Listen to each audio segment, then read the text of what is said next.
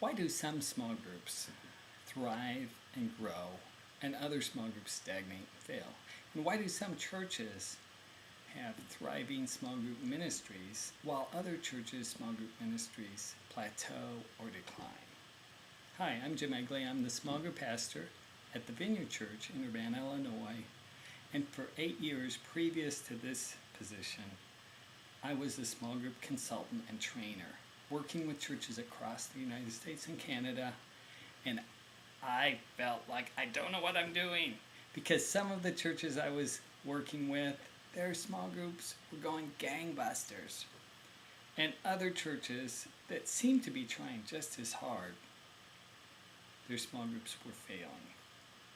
And there was this plethora of books out about small groups, and there was all these different conferences that churches and ministries were offering, and they all contradicted each other. And at the same time, there was no solid objective research being done to find out what really makes small groups and small group ministries grow.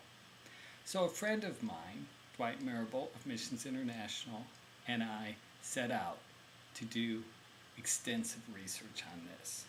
We wanted to know, how can churches like your church have groups that bring people to Christ and enfold them in the body of Christ and multiply new groups and new leaders? And we surveyed thousands of small group leaders in hundreds of churches. And it was actually surprising what we found out. Some of the things were what you'd expect, but some of the things were very surprising. In a nutshell, we discovered that there's 4 things that make a small group, that make the difference between a growing small group and a struggling small group. And there's only 3 things that differentiated the thriving small group ministries from the failing small group ministries. We have a book coming out on this called Small Groups Big Impact that will be released in the spring of 2010. But more importantly, or what I want to talk about today, is we also have an assessment coming out, an online assessment that your leaders can take.